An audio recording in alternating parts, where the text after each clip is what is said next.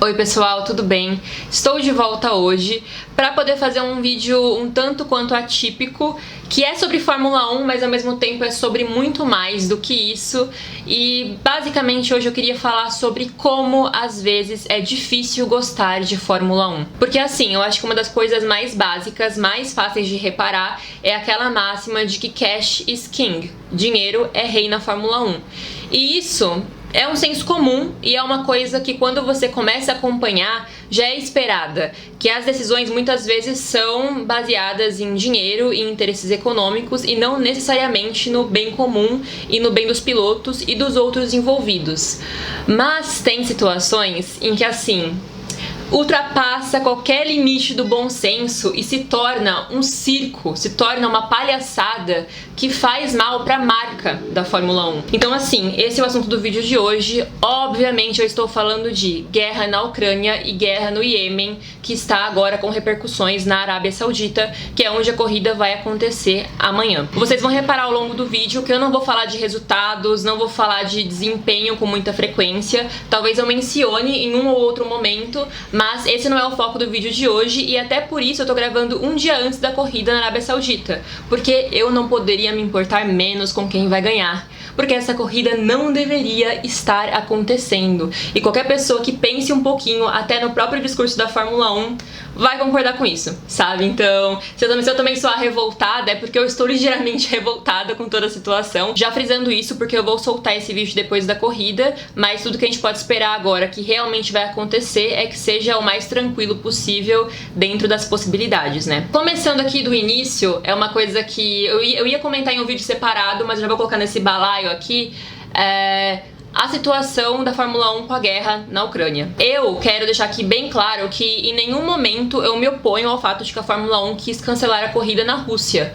Não só para mostrar um apoio à Ucrânia, ou um apoio a um governo, ou oposição a outro, mas sim por uma questão de segurança, como deveria ser a prioridade da Fórmula 1 como uma marca, como uma empresa, né? Porque afinal, quando a gente fala de uma guerra, a gente fala de ataque e contra-ataque. Então nada impediria também que algum grupo pró-Ucrânia fosse lá e fizesse algum atentado durante o Grande Prêmio, né? Durante o final de semana do Grande Prêmio. Então, assim, é uma possibilidade que não é tão remota, ainda mais quando a gente fala de dois países que são fronteiriços. E, além disso, obviamente, o fato de Sochi ser chata, sem graça, dispensável no calendário, ajudou na sensação de que cancelou.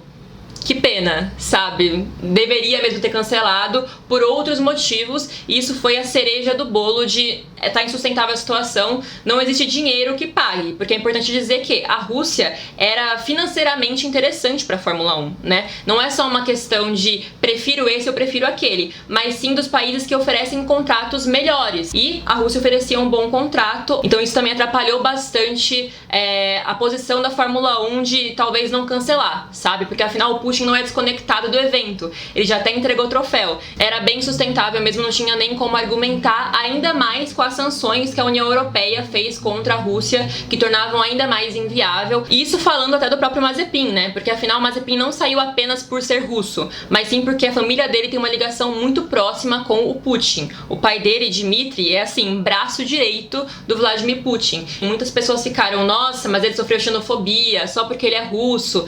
E assim, obviamente não era só essa questão. O que levou ele à Fórmula 1, que era ser filho de um bilionário, dono de uma super empresa de fertilizantes, também foi o que tirou o Mazepin da Fórmula 1. Porque afinal essa empresa, a Uralkali, que patrocinava a Haas, ela tem fortes conexões com o Putin. Então ele não é só um russo, um pobre russo que assim é super pró-Ucrânia. Não, ele é um cara que tem fortes laços políticos com o Putin em si. E até por isso a própria família Mazepin agora sofre com sanções, né? Individualmente falando, os membros, tanto o Nikita quanto o Dmitry, sofrem sanções no próprio nome, pessoa física, pelas conexões que eles têm com o Putin. Dito isso, realmente, para a Fórmula 1 foi mais uma obrigação do que só uma coisa, somos pró-Ucrânia, então vamos tirar esses russos da Fórmula 1.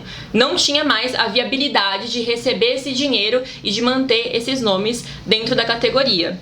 E a gente sabe, é óbvio, que o fato de que a guerra é na Europa tem um papel gigantesco nisso, porque muitas pessoas imediatamente apontaram a hipocrisia de tá bom, não pode a Rússia, mas aí tem corrida na Arábia Saudita, tem corrida no Bahrein, vai ter 3 corridas nos Estados Unidos. Então, assim, todos os países que participam, que atacam outros países, que participam de guerras. E sanções? Não conheço, desconheço sanções, porque afinal eles atacam lá longe, né? Não importa, porque não é aqui perto da gente, então não tem camisetinha, não tem nada, sabe? E ainda é engraçado, eu acho muito engraçado, que assim, recentemente a Fórmula 1 publicou novas regras de vestimenta, de que os pilotos têm que usar o macacão durante as cerimônias oficiais, não podem mais só usar metade e mostrar camisetas com mensagens, como o Vettel fez, como o Lewis fez muito, né? Então assim, eles mudaram os protocolos, proibindo certas vestimentas para, assim, coibir, inibir o uso da plataforma da Fórmula 1 para mensagens que são fora do automobilismo, digamos assim. Mas aí eles vão lá e tomam uma posição política de usar uma camisetinha No War, bandeira da Ucrânia. E assim, é uma campanha que envelheceu que nem leite, né? Virou piada, porque o que eles fizeram em relação à Ucrânia versus o que eles fizeram em relação à Arábia Saudita? No War? Sério mesmo? Tipo... Não tem nem o que dizer, assim, a coisa mais contraditória e sem justificativa plausível e que não seja ridícula da história. Porque a única justificativa é dinheiro, poder, política, sabe? Estamos sob influência de pessoas que estão pagando muito bem pra gente manter uma corrida aqui. Não existe outra. Inclusive, eu acho que dá pra aproveitar, pegar o gancho e já falar sobre o que está acontecendo na Arábia Saudita, afinal. Começando por um contexto aqui, pra quem não acompanha muito o noticiário internacional, também porque é uma guerra chamada de guerra esquecida. Afinal, não dá tanta repercussão quanto um atentado na Ucrânia, um prédio explodido na Ucrânia. E aqui eu quero deixar bem claro também que de maneira nenhuma eu quero fazer rinha de opressão, rinha de guerra, falar que uma é pior do que outra ou que tem que ser mais comentada do que outra, e sim que o mundo é repleto de conflitos. E quando a gente fala de uma instituição como a Fórmula 1 que promove campeonatos mundiais, é muito complicado elas tomarem uma decisão contra um país com certos argumentos de nós estamos com a Ucrânia, nós somos pela paz, e depois eles ainda fazerem negócios com outros países que cometem crimes de guerra e que cometem atentados parecidos. Aqui, mais uma vez, eu não quero dizer que eu acho que eles deveriam ignorar o que a Rússia está fazendo com a Ucrânia e continuar com uma corrida lá. E sim que eles deveriam se ater aos motivos, às razões para o cancelamento que competem à marca Fórmula 1. Sabe? Porque o Vettel como indivíduo, o Lewis como indivíduo, comentarem que eles são contra a guerra, que eles são contra o Putin, é uma coisa, eles são uma pessoa física, eles não são responsáveis pela Fórmula 1, eles não promovem o campeonato, eles não escolhem onde a Fórmula 1 corre. Agora, quando a gente fala da marca, tem contratos, tem política, tem economia, tem um monte de coisa envolvida, né? Que vai muito além do pacifismo e das críticas sociais. A gente sabe que muitas vezes eles ignoram porque é melhor pra eles ignorar.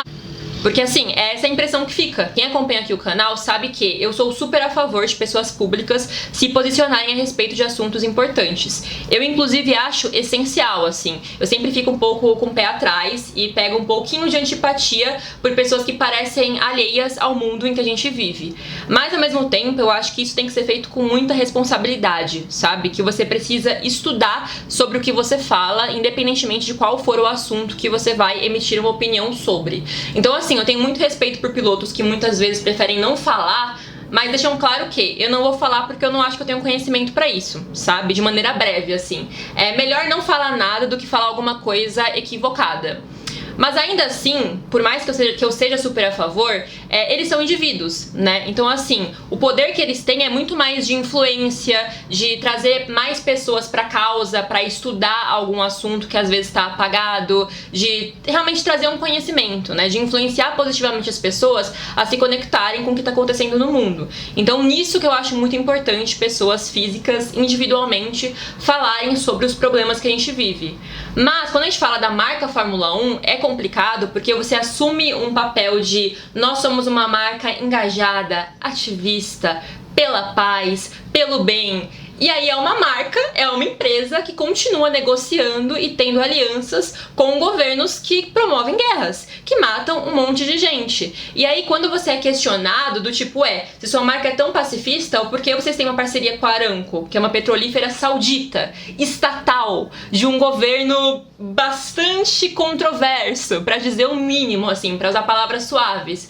Se vocês são tão pacifistas, por que vocês se aliam com esse tipo de gente? Nisso, a Fórmula 1 como marca deixa muito claro que eles não se importam porque afinal a Arábia Saudita tá com o Iêmen. E assim, quem liga pro Iêmen? né? Então é uma questão de escolher qual é o lado que você vai querer tomar. Porque afinal, se fosse pra ser coeso, a Fórmula 1 também não deveria correr na Arábia Saudita, não deveria correr no Bahrein. E é simples assim. E, no caso da Arábia Saudita, a Fórmula 1 ainda deu um super azar, uma coincidência de que bem na véspera do GP começaram ataques às proximidades do circuito, nas estruturas da Aramco, que, como eu comentei agora, é a petrolífera saudita governamental, e que patrocina a própria Fórmula 1, tem um acordo com a própria Fórmula 1 e também com a Aston Martin. Assim, muito perto, a coisa de 10 km do circuito, estourou um míssil na sexta-feira.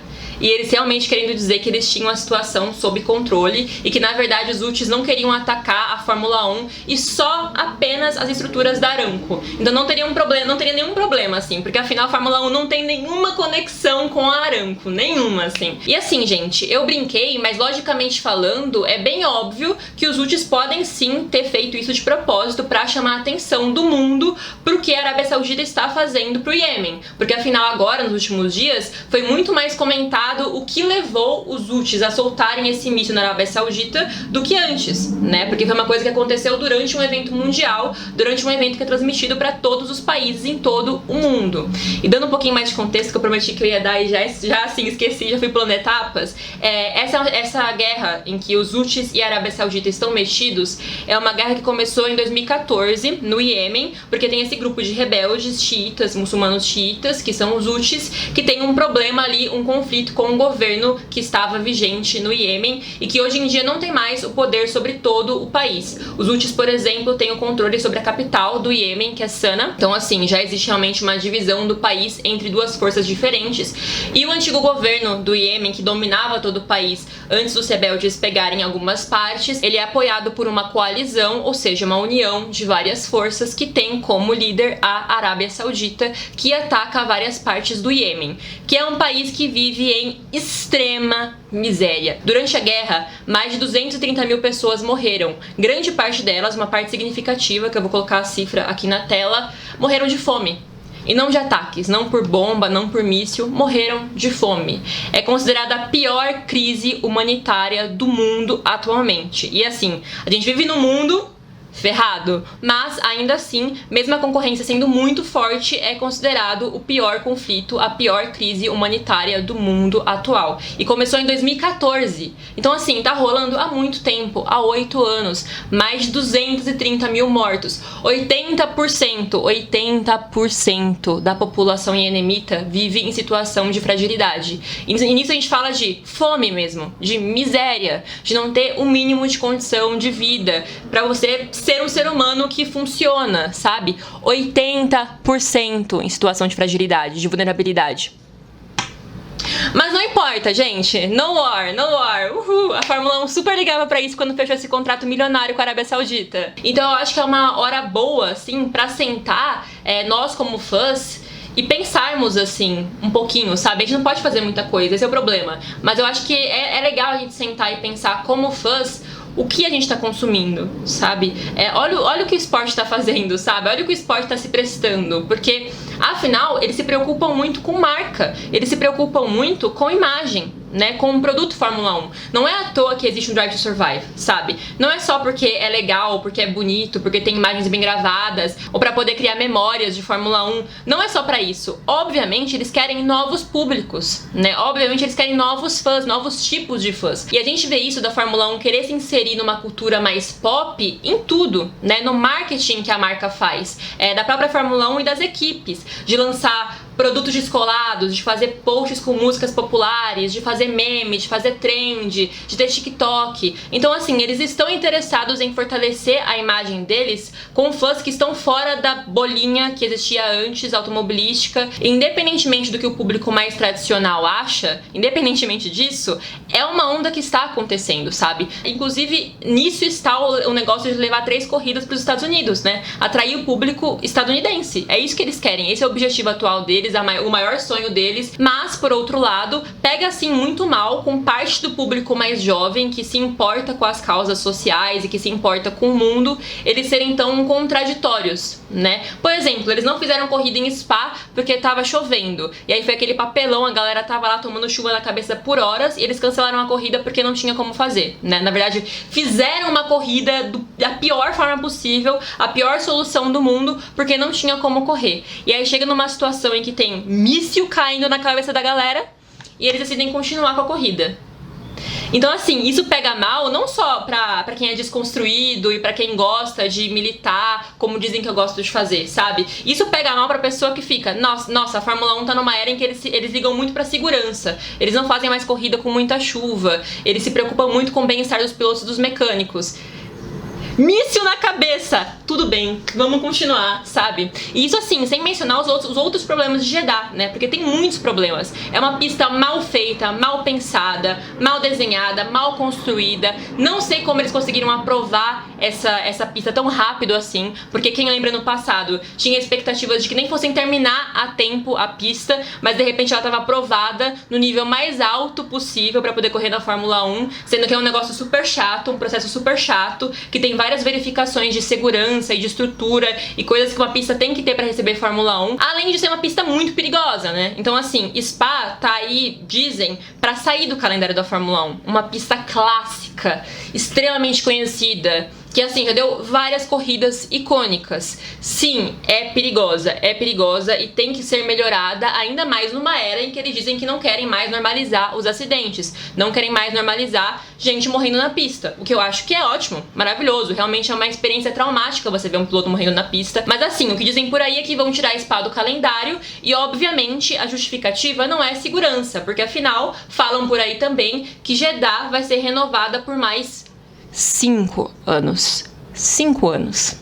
Sendo que inicialmente a expectativa era de que a corrida fosse ser em Jeddah só no início, no primeiro e no segundo ano, e depois fosse para outro lado do país, para um outro circuito que seria melhor, que seria mais bem pensado. E agora já estão falando que vai ficar por mais 5 anos em Jeddah.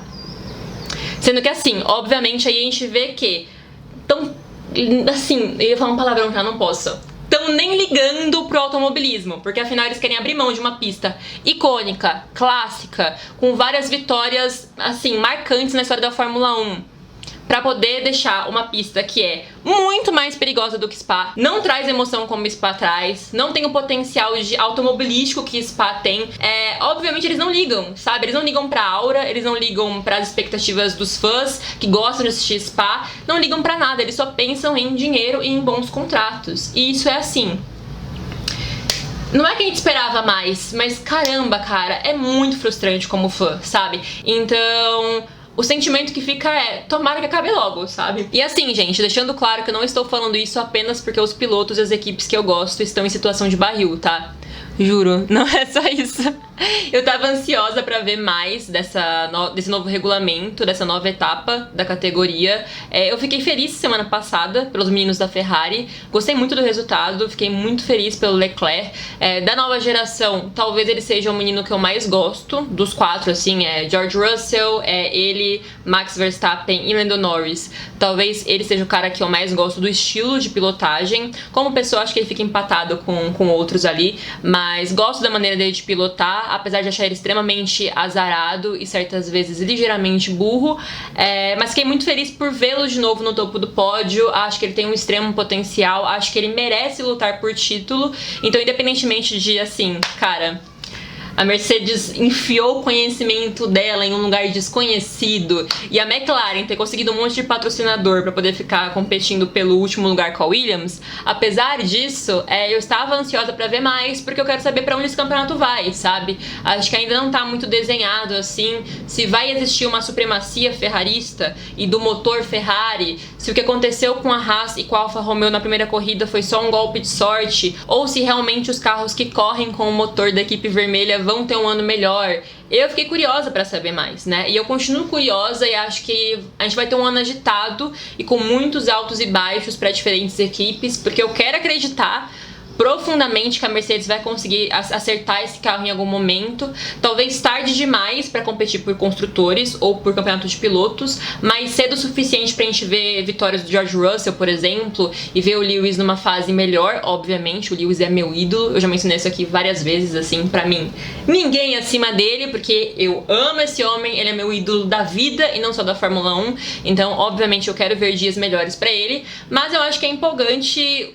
A mudança nas coisas é empolgante, né? Por mais que não favoreça quem a gente queria que favorecesse, eu pessoalmente falando, né, individualmente falando, ainda assim é empolgante ver pra onde isso vai levar a gente. Também porque é o início de uma nova era, né? Então, nos próximos anos, a gente vai ver ainda muitas outras mudanças e muitas adequações, readequações, muita gente correndo atrás do prejuízo. A própria McLaren, eu acho que vai acontecer cedo, deles perceberem que esse ano não vai rolar nada de bom e eles já vão pensar no ano que vem, sabe? Então, eu acho que assim, pra nós McLaristas vai ser um ano complicado, um ano difícil, penoso, mas que a gente pode esperar uma readequação pro ano que vem, ainda mais com o dinheiro entrando em caixa. Acho também que pode ser complicado talvez ali pro Daniel continuar no que vem, talvez eles decidam abrir mão do Daniel Rick pra colocar outra pessoa, caso ele continue não entregando resultados, porque afinal ele é um piloto muito caro. Fico pensando em como tá essa relação do Lando, que acabou de renovar por muitos anos com a McLaren e agora a equipe está em situação de barril, está entregando nada, um Celta 1.0 que a Ferrari era há 2 anos estava melhor, sabe? Então, enfim, também tenho muita curiosidade de saber como o Lewis e o Seb vão lidar com essa nova era, se eles vão ter interesse de continuar para um segundo ano. O Seb eu desconfio mais que não, até porque ele tá demonstrando uma insatisfação muito grande com a estrutura da Fórmula 1, né, com a administração da categoria, mas no caso do Lewis e esse lugar em que ele tá de não disputar vitórias no momento e da equipe estar passando por dificuldades e disso ser algo que eu não vi ele passando há muito tempo, eu fico pensando se ele vai continuar achando que vale a pena se expor da maneira que ele se expõe na Fórmula 1 ou ele cuidar da vida dele e fazer outras coisas, porque afinal ele tem outros interesses. Ele já deu uma entrevista falando que hoje em dia ele enxerga a Fórmula 1 de uma forma diferente, né? Ele não enxerga só como uma fonte de vitórias, mas sim como uma forma de fazer uma diferença e de levantar outras questões, então talvez ele continue por isso, mas tem curiosidade de saber como ele vai lidar com eu não sou mais o piloto dominante, sabe? Eu vou ter que me reinventar. E assim, ele é meu ídolo, então obviamente eu quero que ele lide com isso da melhor maneira possível, sabe? E acredito que ele pode tirar coisas muito positivas dessa fase difícil dele também. Porque o cara brilha, né? Aquele pódio da semana passada foi uma prova clara disso, de que o homem foi desenhado, esculpido para brilhar. Então ainda espero que veremos coisas boas esse ano da Mercedes e também quero ver o que a Ferrari vai entregar, né? A Ferrari afinal tá pronta para vencer. Esses últimos anos que foram jogados no lixo para preparar para a nova era, eles vão valer realmente? Eles vão conseguir se manter no topo? Não vão começar a levar tapa na cara da Red Bull? Obviamente, esse ano aqui, se você for um Red Bullzista, você pode estar preparado para eu vestir a minha carapuça ferrarista e torcer demais para Charles Leclerc e Carlos Sainz. Isso vai acontecer se realmente se confirmar que vão ser os dois que vão desafiar a RBR esse ano, porque afinal o meu compromisso é esse. Eu não gosto do Christian Horner, não gosto do Helmut Marko. O Helmut Marko fez um comentário que ele não entendia o porquê o Checo Pérez estava assustado com a situação na Arábia Saudita, com a situação em Jeddah, porque afinal não é tão diferente da cidade do México. E é isso, esse foi o vídeo de hoje, eu espero que vocês tenham gostado. Sei que é muito diferente do que eu faço normalmente, mas eu não conseguiria simplesmente sentar aqui, falar sobre carrinhos correndo e fingir que não é um absurdo existir uma etapa na Arábia Saudita, mesmo com todo o contexto em que o país está envolvido. Eu não sei se a gente pode esperar que depois do que aconteceu esse ano o contrato vai ser revisto, porque afinal a Fórmula 1 tem outros envolvimentos e outros interesses com a Arábia Saudita, além de ter uma corrida lá. Então eu não espero de verdade, de coração, que eles cancelem nos próximos anos, apesar de se mostrar muito sensato e se mostrar a melhor saída, mas eu também entenderia se os pilotos batessem o pé de não querer ir lá ano que vem, sabe? Então aí ficaria esse impasse, mas infelizmente, pelo que parece, a última palavra e o convencimento sempre pende e fica pro lado da Fórmula 1 e dos dirigentes da Fórmula 1. Queria destacar isso aqui também por último, de que no final das contas, pilotos são funcionários de uma empresa, sabe? Eles podem ser funcionários de luxo, ganharem milhões e milhões de euros, de libras e etc. etc. Mas eles continuam sendo funcionários de uma empresa e eles estão abaixo da própria equipe, são abaixo da marca Fórmula 1, e se não quiser fazer o serviço, vai ter quem queira, sabe? E aí você vai ter que arcar com o prejuízo. Porque é aquilo, né? O Toto Wolff veio a público e falou: não, a gente concordou que vai ter corrida, mas quem não quiser participar, não se sentir confortável, pode não participar.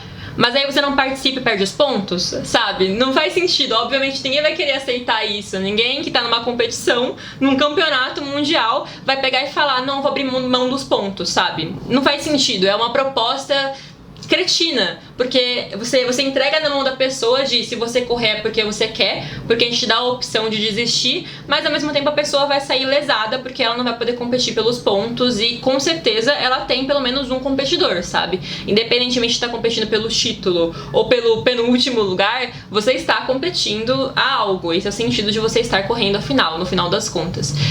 Mas eu acho que é triste colocar os pilotos e os mecânicos nessa posição de competir por algo que nesse momento parece tão vazio, sabe? Num país metido numa guerra e num circuito que oferece tanto perigo para quem tá ali trabalhando. Então essa é a minha opinião sobre o GP da Arábia Saudita. Os Houthis decretaram um cessar-fogo de 3 dias depois do atentado de ontem. Então, em teoria, tá um clima mais pacífico, não existe risco de eles fazerem algo amanhã, de acontecer algum atentado de autoria deles, por exemplo, durante o Grande Prêmio. E é isso, a gente se vê em breve, semana que vem, se tudo der certo. Um beijo!